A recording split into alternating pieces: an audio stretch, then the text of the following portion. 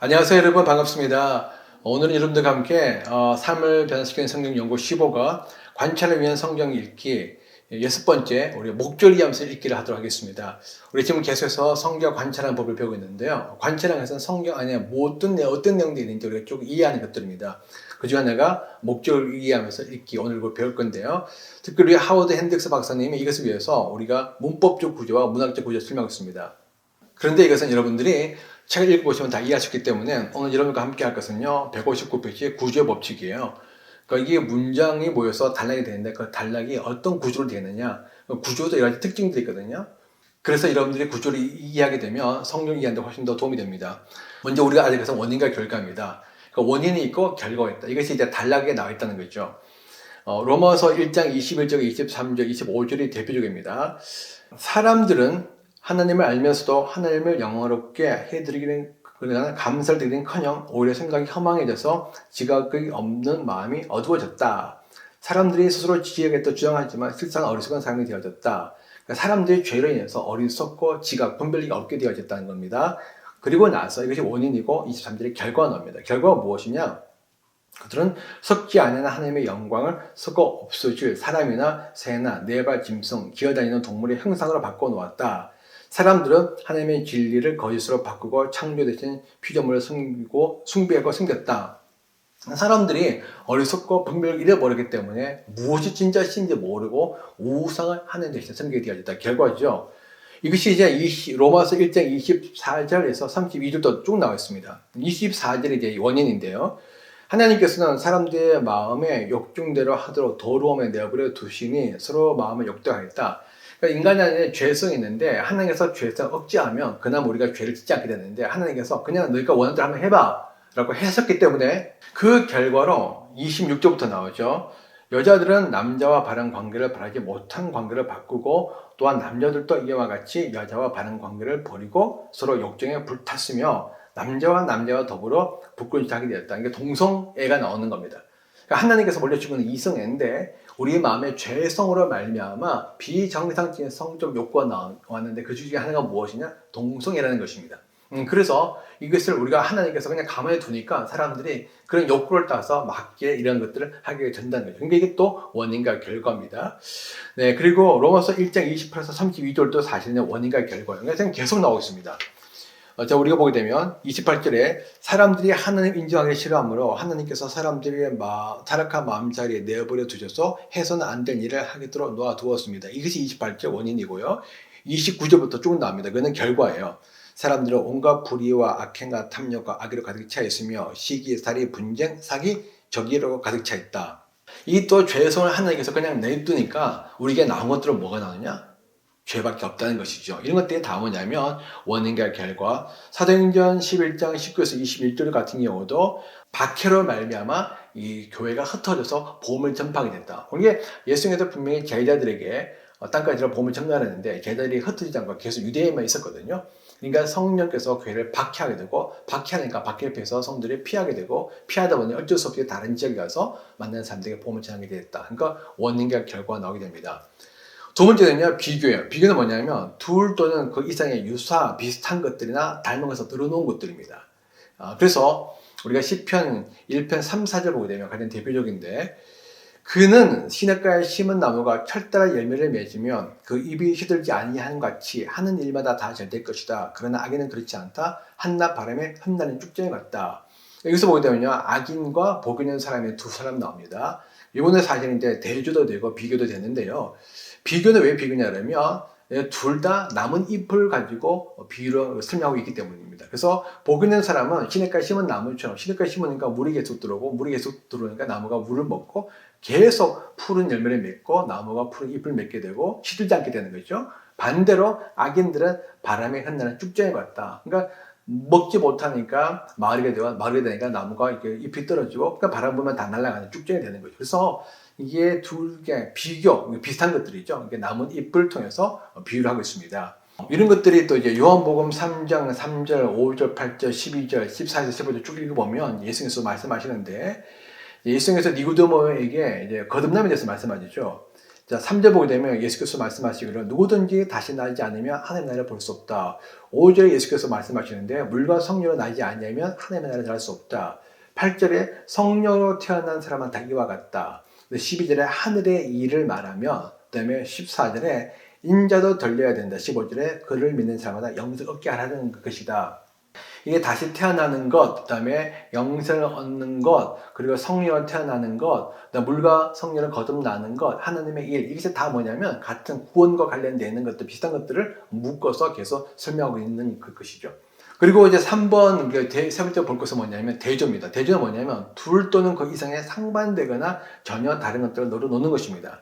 10편 73편 보게 되면요. 4절부터 12절까지는 악인의 특징이 나오고, 그 다음에 17절과 20절은 결말이 나옵니다. 그런데 악인의 특징을 보게 되면, 악인의 특징은요, 너무 좋아요.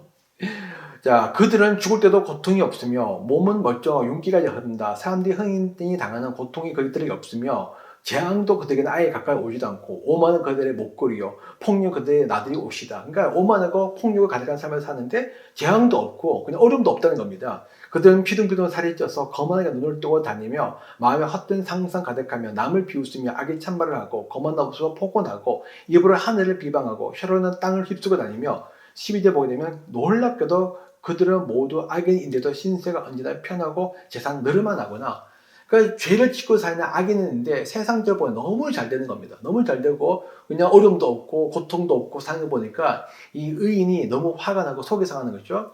그런데 자 17절 보게 되면 대조되는 구절들이 나옵니다. 마침내 하나님의 성소에 들어가서야 악한 자들의 종말이 어떻게 되리라는 것을 깨닫게 되었습니다. 라고 하면서 쭉 나오죠. 20절 결말에 주님께서 깨어났을 때 그들은 한낱 꿈처럼 자취도 없이 사라집니다. 그러니까 이 세상에서는 잘 될 수 있을지 모르겠지만 하나님께서 반드시 그의 삶에서 마지막에 심판을 하신다는 것이죠. 그러니까 이것이 완전히 대조되는 이야기들이죠. 자, 그리고 사도행전 4장 32절과 5절 12절 보게 되면 유명한 이제 그 공동 소유와 아나니아 삽비라 사건이 나옵니다. 자, 성경 보게 되면 사도들 앞에 성도들이 자발적으로 자기 재산을 팔아서 성도들에게 나눠주었고 준 장면들이 나옵니다. 근데 이것들은요, 누가 시킨 것이 아니고 성도들이 자발적으로 한 거예요. 그리고 우리가 성경을 연구해 보면 초대교회 초기에만 이것이 일어났던 현상을 우리가 이해를 하고 있습니다. 그리고 모든 사람들이 다 했던 것이 아니라 이렇게 한 사람도 있었다는 걸 알려주는 거죠. 근데 아무튼 중요한 것은 자발적으로 사람들이 자기 재산을 다 팔아서 다른 사람에서 공동 소유하게 내주는데, 아나니아와 삽비라도 그 중에 한 명이었는데, 아나니아 삽비는 문제가 뭐냐면 다른 사람들은 다 팔아서 다 내어주었습니다.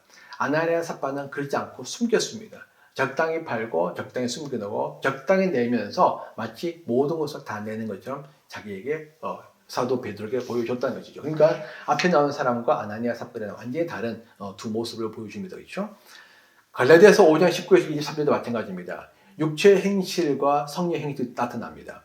육체의 행실은요, 음행, 더러움, 방탕, 우상 숭배, 말술, 원수 매점, 다툼, 시기, 분냄, 분쟁, 분열, 파당, 질투, 술 취함 이게 쭉 나오고, 그렇지만은 이거 완전히 대조되는 성령의 일명 22절부터 나옵니다. 성령의 일면은 사랑, 기쁨, 화평, 인내, 친절, 선함, 신실, 온유, 절제 이런 것들이 나온다는 거죠. 그래서 우리가 한 단락 안에 완전히 대조되는 두 곳이 나와서 완전히 너무 이제 비교가 되는 것이죠. 자, 그리고 우리 네 번째 알아봐야 될 거는 설명과 추론입니다. 설명과 추론은 뭐냐면 말 그대로 설명하거나 그냥 대충 이럴 것이라고 생각해 보는 거죠. 우리가 창세기 41장 읽으면 요셉이 바로의 꿈을 해몽해 줍니다. 이것은 뭐냐? 설명이죠. 꿈 해몽이니까.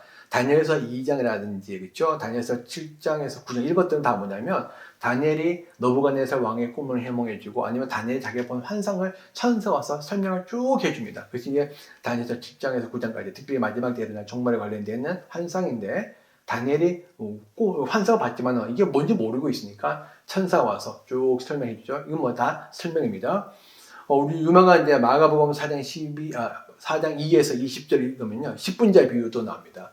예수님께서 먼저 10분자의 비유를 쭉 설명하고 난 다음에 13절부터 제자들이 이것을 모르니까 10분자의 비유를 쭉 설명해 주죠. 자, 그리고 사도행전 11장 1에서 18절 말씀도 보게 되면 이제 베드로가 고넬료 사건을 설명하는 장면이 나옵니다. 자, 베드로가 고넬료를 만나고 난 다음에 자, 이 소식을 이제 유대인들이 듣고 베드로를 막 공격합니다. 너가 어떻게 이방인과 함께 밥을 먹을 수 있느냐? 자, 그러니까 베드로가 4절 보게 되면 11장 4절이죠. 이에 베드로가 그 사이에 일어난 일들을 차례대로 설명해 주었다. 그러니까 설명이 쭉 나오는데 이게 설명해 준 이유가 무엇이냐? 유대인들이 베드로를 막 비난하고 공격했기 때문에 베드로가 이게 대해서 오해를 풀기 위해서 이야기를 해준 것입니다. 그래서 우리는 본문을 읽을 때 설명은 설명대로 우리가 이해하면서 우리가 이 생각을 하면 훨씬 더 우리가 성경을 이해하기가 좋습니다. 그리고 다섯 번째 우리가 이해해야 될 것은 뭐냐면 목적이에요. 요한복음 20장의 30에서 31절 말씀을 읽으면 요한복음에 기록한 목적이 나옵니다. 예수께서 제자들 앞에서 이 책을 기록하지 않은 다른 표준도 많이 행하는데 근데 여기에서는 이것을 기록한 목적은 여러분이로 하여금 예수가 그리스도요 하나님의 아들이심을 믿게 하고 또 그렇게 믿어서 그의 이름으로 생명을 얻게 하려는 것이다 라고 이야기했습니다. 그러니까 요한복음을 기록했던 가장 중요한 목적은 무엇이냐? 바로 여러분들 하여금 예수가 그리스도는 뭐냐면 기름 부음 받은 자, 메시아, 구원자를 의미하거든요. 또한 이 유대인들에게 그리스도는 단순히 메시아, 구원자를 넘어서서 왕입니다. 그러니까 여러분들 하여금 예수가 그리스도라는 건 뭐냐면 예수가 여러분들 구원한 구원자이자 예수가 여러분들의 왕이심을 근데 그 왕이자 또한 더불어서 뭐죠? 하나님의 아들이시면 그러니까 예수가 단순히 왕이 아니라 신적인 존재, 신으로서 하나님의 아들로서 믿게 하기 위해서 그리고 궁극적으로 뭐냐면 그렇게 믿음으로 말미암아 여러분들이 영생을 얻게 하기 위해서 요한복음을 찍었다. 그래서 요한복음 보게 되면 예수님을 믿게 하기 위해서 뭘 하느냐? 기적을 많이 기록합니다.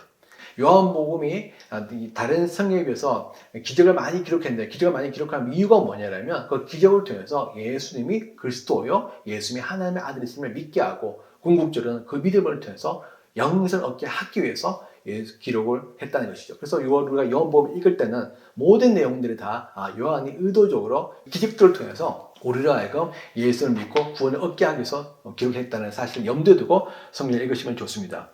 누가복음 1장 1절에서 4절 읽어보게 되면요. 그리고 우리가 사도행전 1장 1절과 2절 읽게 되면 이제 두 가지 사도행전과 누가복음 우리가 다 누가가 썼죠. 누가가 썼는데 누가가 데오빌로라는 사람에게 예수님에 대해서 교회에 대해서 알려주기 위해서 의도적으로 쓴 글이에요. 그러니까 누가복음 그냥 쓴 것이 아니라 누가복음 데오빌로에게 이 예수님에 대해서 궁금해하니까 예수님을 알려주고 싶어서 자료를 모아가지고 쓴 것이 바로 누가복음이고 의도적으로 예수님이 어떤 분인지 알려주기 위해서 쓴 글이 바로 누가복음이구나. 그래서 사도행전도 의도적으로 교회가 어떻게 시작되는지 알려주기 위해서 쓴 글이구나. 여러분 이해를 하시고 읽으시면 됩니다. 그리고 요한계시록 1장 1절과 9절도 마찬가지입니다. 요한계시록 해석한 여러 가지 것들이 있지만은 저는 요한계시록을 미래적으로 해석했다는 생각하는데 왜냐하면 여기 목적에 나와 있거든요. 우리 요한계시록 1장 1절 보게 되면 이것은 예수 그리스도의 계시입니다. 이 계시는 곧 일어날 일들을 그 종들에게 보이시려고 그리고 19절에 그러므로 너는 내가 본 것과 지금 일들과 이 다음에 일어날 일들을 기록하여라. 그러니까 예수님의 계시인데 이 계시는 어떤 일이냐? 곧 일어날 일들, 그러니까 지금 일들과 앞으로 이 다음에 일어날 일들. 그러니까 우리가 계시록을 해석하는 여러 방법들이 있습니다. 과거적으로 해석할 수도 있고요. 여러 가지 해석할 수 있지만 저는 이거를 앞으로 일어나야 될 미래적 사건으로 해석해야 된다고 생각하는데 그 이유가 바로 무엇이냐? 앞으로 일어날 일들을 설명해 주기 위해서 기록된 것이기 때문에. 예수님께서 분명히 말씀하시죠. 그래서 우리는 미래적으로 해석해야 된다. 그래서 우리가 요한복음을 보게 될 때 어떤 과거의 사건으로 해석하면 안 되고 이거는 미래에 일어날 일들로 우리가 이해를 하고 우리가 해석해야 된다고 저는 생각합니다. 자, 그리고 난 다음에 우리가 6번 질문과 대답이 있습니다. 질문과 대답은 뭐냐면 질문하고 그다음 대답으로 글을 쓴 것이죠. 근데 그런 것들이 성경에 많이 있어요. 예를 들어서 우리가 말라기에 보면요. 말라기에는 6번의 묻는다가 나옵니다. 하나님께서 묻고 서로 대답을 하시는 거죠. 예를 들어서 1장 2절에 나는 너희를 사랑한다. 나 주가 말한다. 그런데 너희는 주님께서 우리를 사랑하신다는 증거가 어디 있느냐고 묻는다. 이스라엘 백성들이 그렇게 묻는 걸 하나님께서 들으시고 너가 이렇게 물었지? 라고 하면서 내가 대답해 줄게 라고 하시면서 대답을 좀 하시는 거죠. 3장 13절 보게 되면 너희가 불순한 말로 나를 거역하였다. 나 주가 말한다. 우리가 무슨 말을 하였기에 주님을 거역하였습니까? 하십니까? 하고 너희가 묻는다. 너희가 이렇게 묻는다는 거죠. 근데 내가 대답해 주겠다고 대답하는 겁니다. 그래서 말라기는요, 전체가 다 이렇게 질문과 대답에 대한 것들이고요. 누가복음 11장 1절부터 2절까지 쭉 읽어보면 주기도문이 나오는데 이 주기도문도 그냥 예수님께서 가르친 것이 아니라 세례 요한이 제자들에게 기도 가르친 것을 예수님의 제자들이 알고 예수님께 물어보는 겁니다. 예수님, 우리도 좀 기도하는 법을 가르쳐 주십시오. 라고 물어보니까 예수님께서 거기에 대해서 대답하시죠. 마태복음 24장 3절에서 5절도 말씀도 마찬가지입니다. 우리가 이것을 이제 이 마태복음 24장은 종말론장이고 정말 징조들이 많이 나오는데 어떤 분들은 과거에 일어난 사건을 해석한 분도 많이 있어요.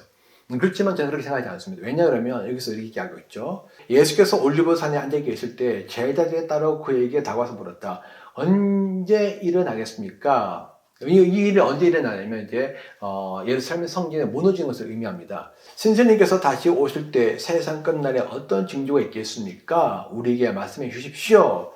그 제자들이 묻는데 뭘 묻냐? 두 가지를 묻는 겁니다. 첫 번째는 예루살렘 성전이 무너질지 언제 무너지느냐? 두 번째, 예수님께서 다시 오시는 때 세상 끝날에 어떤 징조 있겠습니까? 그러니까 다시 말하면 예수님이 재림하실 때 어떤 징조 있는지 종말의 징조, 재림의 징조를 말해 달라는 겁니다. 그렇기 때문에 이 일들은 사실은 무조건 과거에 다 일어난 일들이 아니고 예수님의 재림과 관련되는 일들이 우리가 알 수 있죠. 그런데 우리가 그렇지 않고 과거적으로 해석하게 되면 사실 전혀 과거와 우리가 미래와 상관없이 과거적으로 사건을 생각하면서 영적 교훈을만 받지 역사적 사건을 인정하지 못하기 때문에 역사를 보더라도 그 속에서 하나님의 뜻을 분별하지 못하게 되는 겁니다. 그래서 예수님께서 말씀하시죠. 예수께서 그렇게 대답하셨다. 누구도 속지 않도록 조심하여라. 많은 사람이 내 이름을 와서 말하기를 나는 그리스도라고 이야기한다는 겁니다. 그러니까 제자들이 분명히 특정 시점에 특정한 사건을 두고 이야기했고 물었고 예수님은 그것에 대해서 대답하셨습니다. 그렇죠? 이게 바로 질문과 대답입니다. 그리고 일곱 번째가 뭐냐면요. 용어나 구절을 두 번에서 반복해서 사용하여 되풀이하는 겁니다. 왜냐하면 이렇게 되풀이하는 거냐 뭔가 중요하기 때문에 반복해서 사용하는 경우가 많거든요. 예를 들어서 시편 136편은요. 전체 구절이 다 계속해서 감사하고 인자심 영원하다고 나옵니다. 자, 그래서 1편 보게 되면 이제 1절부터 주님께 감사해라. 그는 선하시며 인자심이 영원하다. 계속 그래서 매 구절마다 반복되면서 26절에 하나님에 계시는 하나님께 감사해라. 그 인자심이 영원하다. 그러니까 시편 136편은요. 감사하다. 왜 감사하느냐? 그 인자심이 영원한 그 이유에서. 그러니까 출애굽과 광야와 가나안 정복의 하나님을 쭉 설명하면서 이런 하나님이기 때문에 여러분들이 감사하다. 그리고 이런 일을 행하시는 분은 바로 인자하신 분이다. 그래서 여러분들이 감사해야 된다고 이야기하고 있는 겁니다. 여러분이 이사야서를 보게 되면요. 이사야서는요. 영어로 in that day. 그러니까 그날이 오면 그날에 이런 구절이요. 40번 넘게 나옵니다. 그러니까 계속해서 반복됩니다. 그날이 오면 그날이 오면 그날에 in that day 그날이 되면 이사야서는 전체적으로 그날에 대해서 계속 설명을 하고 있는 거죠. 그럼 도대체 그날이 과연 무엇이냐? 예를 들어서 이사야서 2장 20절에 그날이 오면 이사야 52장 6절에 그날이 오면 쭉 계속해서 계속 이야기하거든요. 그래서 여러분들이 이사야서를 읽을 때는 과연 이사야가 말하는 그날은 과연 어떤 날인가? 물론 이제 그날은 이제 두 가지 의미겠습니다. 하나는 심판의 날이고 그렇지만 심판을 끝나지 않고 그건 다시 회복의 날입니다. 하나님께서 이스라엘 심판하시고 그렇지만 이스라엘 다시 회복하신다는 거죠. 이 두 가지 의미가 다 있습니다. 그날을 계속해서 이사야가 설명하고 있는 거죠. 그럼 이사야가 설명하고 있는 그 심판의 날은 어떤 심판의 날이고 이사야가 말하는 회복의 날은 과연 어떤 회복인가? 하나님의 왜 심판하시고 왜 회복하시는가? 그리고 회복과 심판은 어떤 관련이 있는가? 이것들을 우리가 이해하면서 읽어야 우리가 이사야를 바르게 이해할 수가 있습니다. 더불어서 이사야에서 많이 나온 줄 하나가 뭐냐면 특별히 창조예요. 이사야서 40장 이후로 보자면 창조란 구절이 20번 넘게 나옵니다. 이사야 66장 있는데 39장까지는 거의 나오지 않다가 이제 40장 이후로부터 창조의 하나님, 하나님이 창조하신다 하면서 창조 이야기 계속 나오는데 20번 넘게 나오거든요. 근데 이게 다른 예언서는 거의 나오지 않는 단어예요. 이사야서는 유독 이게 엄청 많은 양의 창조가 나옵니다. 이 말은 뭐냐면 이사야서는 계속해서 창조와 관련되는 무엇을 설명하려고 한다는 거죠. 그래서 이사야서 40장 26절 28절 말씀에 너는 알지 못하느냐? 너는 듣지 못하느냐? 주님은 영원하신 하나님이시다. 땅까지 창조하신 분이시다. 근데 그 앞에서 또 26절에 누가 이 모든 별을 창조하느냐? 그러니까 창조의 하나님의 계속 설명했죠. 그러고 난 다음에 이사야서 65장 18절 말씀에 보아라 내가 새하늘과 새 땅을 창조할 것이니 너희는 내가 창조하는 것을 길이길이 기뻐하고 즐거워해라. 보아라 내가 예루살렘에 기쁨이 가득 찬 도성을 창조하고 그 주민을 행복 누리는 백성을 창조하겠다. 그러니까 하나님께서 65장을 통해서 하나님께서 미래에 이루실 재창조를 설명하시는데 이 재창조 일어나기 전에 이스라엘은 심판받고 완전히 황폐해져서 황무지가 되어집니다. 아무것도 없습니다. 이런 황무지에서 어떻게 재창조가 될까? 과연 이런 일이 있을 수 있을까라고 생각한 때 하나님은 바로 창조 하나님이시다. 무에서 유로 아무것도 없는 곳에서 정말 공허한 그 모든 곳에서 이 아름다운 우주를 만드신 분이 아니시냐? 그 하나님이 그렇게 우주를 창조하시고 만물을 창조하셨듯이 그 하나님이 다시 앞으로 새하늘과 새 땅을 재창조할 것이다. 그러니까 재창조할 것을 설명하기 위해서 재창조가 확실하다는 것을 우리에게 믿게 해주기 위해서 계속 창조 하나님을 설명하고 있는 것이죠. 그래서 여러분들께서 이사야서 특별히 40장 이후를 읽을 때는 이 창조를 염두에 두면서 과연 하나님의 계획이 무엇이고 하나님의 어떤 문제를 생각하면서 읽으셔야 바르게 이해할 수 있습니다. 히브리서 11장 같은 경우는요, 믿음이 25번 나와요. 믿음장이죠. 1절부터 믿음이 나오죠. 믿음은 바라는 것들의 확신이요, 부정한 것들의 증거다라고 쭉 얘기하면서 계속해서 이 믿음으로 이야기합니다. 39절까지 이 사람들은 모두 믿음으로 말미암아 훌륭한 사람으로 평판받았지만 약속된 것을 받지 못했습니다. 아벨, 에녹, 노아, 아브람, 사라, 야곱, 요셉, 모세, 이스라엘, 백성, 라합, 기드온, 바락, 삼손, 입다, 다윗, 사무엘, 예언자들까지 수많은 사람들 이야기 쭉 나오는데 다 이 사람들 어떤 사람들이다? 믿음의 사람들이다. 그리고 이들이 가졌던 믿음은 과연 어떤 믿음인지 믿음의 그 특징들을 쭉 설명해주면서 히브리서 11장은 하나님이 생각하시는 그 참된 믿음이 무엇인지 그리고 믿음의 삶이 과연 무엇인지를 우리에게 설명해주고 있죠. 그래서 여러분들이 이렇게 반복되는 것들을 여러분들이 염두에 두시고 성경에 읽으시면 성경이 훨씬 더 바르고 여러분들이 쉽고 정확하게 이해를 할 수 있습니다. 잠깐 기도하겠습니다. 하나님 그렇습니다. 우리가 다시 한번 이 성경을 통해서 우리가 하나님을 더 깊이 알기를 원하고 바르게 알기를 원합니다. 하나님 우리 성경을 읽을 때 하나님 이런 문법적인 구조를 우리가 배웠는데 이 문법적으로 잘 생각하면서 우리가 염두에 두면서 읽을 때에 이 말씀을 통해서 말씀하시는 그 하나님을 우리가 더 깊이 만날 수 있도록 우리에게 은혜를 부어 주옵소서. 예수 이름으로 감사하며 기도합니다. 아멘.